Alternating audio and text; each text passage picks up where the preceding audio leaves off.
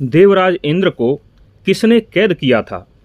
देवराज को कैद करने के लिए किस विद्या का प्रयोग किया गया था? आखिर देवराज इंद्र किस शाप के कारण बंदी बना लिए गए थे? देवराज इंद्र को कैद से किसने छुड़ाया था? ब्रह्मा जी ने किस वरदान के बदले में इंद्र को छुड़ाया था? ब्रह्मा जी ने किस नाम की सुंदर कन्या उत्पन्न की थी? इन सभी प्रश्नों का उत्तर इस कथा को सुनने से मिलेगा। अब कथा प्रारंभ करते हैं। जब रावण और देवताओं के बीच में भयंकर युद्ध छिड़ा हुआ था, काफी समय हो चुका था। देवताओं ने 90% रावण की सेना को नष्ट कर दिया था, लेकिन फिर भी रावण देवताओं के साथ युद्ध करने में पीछे नहीं हटा था। तब देवराज इंद्र ने सभी देवताओं को संबोधित करते हुए कहा, हे देवगणों, इस रावण का वध नहीं हो सकता, क्योंकि ब्रह्मा जी से रावण को देवताओं से अभय का वरदान प्राप्त है। इसलिए हम सभी देवता मिलकर भी इस रावण का वध नहीं कर सकते। अब एक ही रास्ता है, इसे किसी भी तरह कैद कर लिया जाए, क्योंकि यह हमारे द्वारा मारा नहीं जा सकता।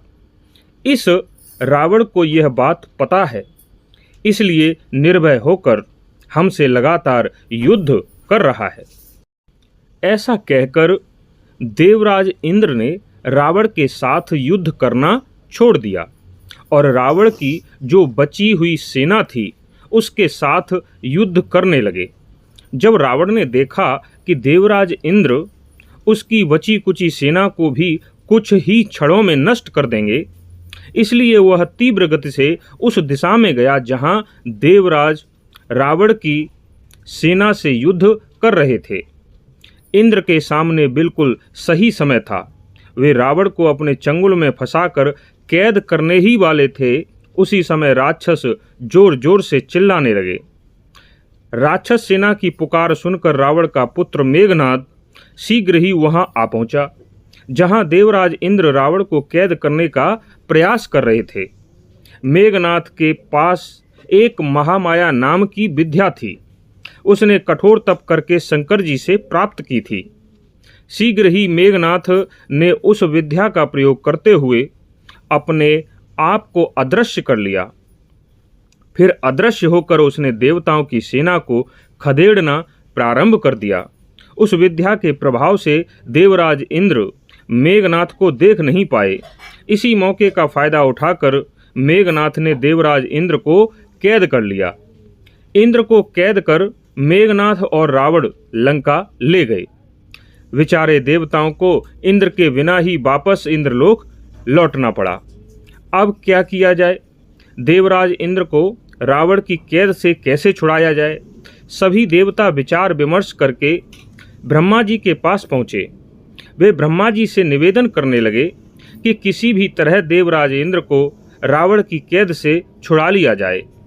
उन सभी देवताओं की प्रार्थना सुनकर ब्रह्मा जी लंका में उस स्थान पर प्रकट हुए जहां रावण अपने भाई बंधवों के साथ बैठा हुआ था। ब्रह्मा जी ने बड़ी कोमल वाणी में रावण से कहा, हे वत्स दशग्रीव, युद्ध में तुम्हारे पुत्र की वीरता देखकर मैं अत्यंत ही संतुष्ट हूँ और प्रसन्न हूँ। तुम्हारे पुत्र मेघनाथ का पराक्रम तुमसे भी बढ़कर है। हे रावण, तुमने अपने तेज के बल पर तीनों लोकों पर विजय प्राप्त की है और अपनी प्रतिज्ञा भी सफल कर ली है, इसलिए मैं तुम पर बहुत प्रसन्न हूँ। हे रावण, तुम्हारे इस पुत्र के बल और पराक्रम को देखकर आज से मैंने इसका नाम इंद्रजीत रख दिया है। अब संसार इसे इंद्रजीत के नाम से जानेगा। ब्रह्मा जी आगे कहते हैं कि हे दशग्रीव, अब तुम देवराज इंद्र को अपनी कैद से मुक्त कर दो और बताओ इन्हें छोड़ने के बदले में देवता तुम्हें क्या वरदान दें। इतना सुनकर इंद्रजीत ही बोल पड़ा, हे पितामह ब्रह्मा, देवराज इंद्र को छुड़वाना है तो मुझे अमरत्व का वरदान दीजिए। यह सुनकर प्रजापति ब्रह्मा ने मेघनाथ से कहा, हे वत्स, इस भूतल पर मनुष्यों सहित सभी प्राणी हमेशा अमर नहीं हो सकते। इसलिए अमरत्व का वरदान तो मैं तुम्हें नहीं दे सकता, तुम कुछ और मांग सकते हो। तब इंद्रजीत ने कहा, हे पितामह, यदि अमरत्व प्राप्त होना असंभव है तो मुझे दूसरा वरदान दे दीजिए। उसके बाद इंद्रजीत ने कहा, हे पितामह, यदि मैं जब भी शत्रु पर विजय पाने की इच्छा से संग्राम में उतरना चाहूं और मंत्रयुक्त हव्य की आहुति से अग्निदेव की पूजा करूं, उस समय अग्नि से मेरे लिए एक ऐसा रथ प्रकट हो जाए जो घोड़ों से जुता हुआ तैयार हो, और उस पर जब तक मैं बैठा रहूं तब तक मुझे कोई भी मार ना सके।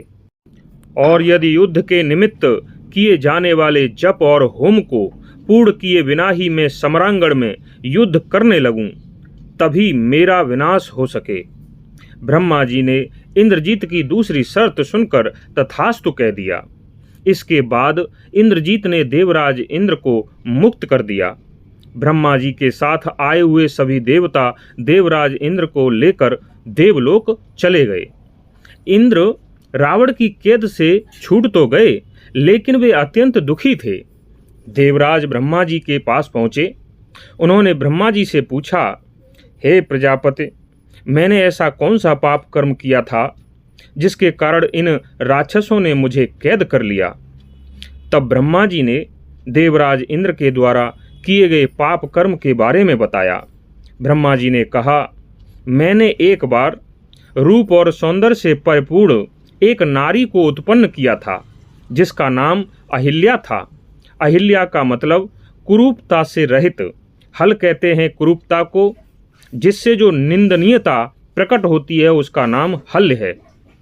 जिस नारी में हल्य अर्थात निंदनीय रूप ना हो उसे अहिल्या कहा जाता है। इसलिए वह नवनिर्मित नारी अहिल्या नाम से विख्यात हुई। फिर मैं विचार करने लगा कि यह अहिल्या नाम की कन्या किसकी पत्नी हो, लेकिन तभी हे इंद्र, तुम मन ही मन यह सोचने लगे कि यह अहिल्या नाम की स्त्री तुम्हारी पत्नी हो। लेकिन मैंने उस नारी को धरोहर के रूप में ऋषि गौतम के हाथ में सौंप दिया। वह कन्या बहुत वर्षों तक उनके यहाँ ही रही। फिर समय आने पर महर्षि गौतम ने उस कन्या को मुझे लौटा दिया।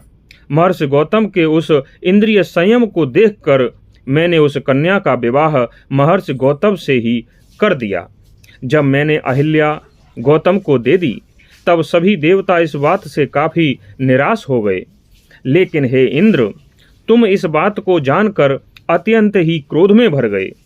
तुम्हारा मन काम के अधीन हो चुका था। फिर तुम एक दिन महर्षि गौतम के आश्रम पर पहुंच गए और छल पूर्वक तुमने महर्षि गौतम की पत्नी के साथ अनर्थ किया। लेकिन गौतम ऋषि ने तुम्हें देख लिया। वे क्रोध में भर गए।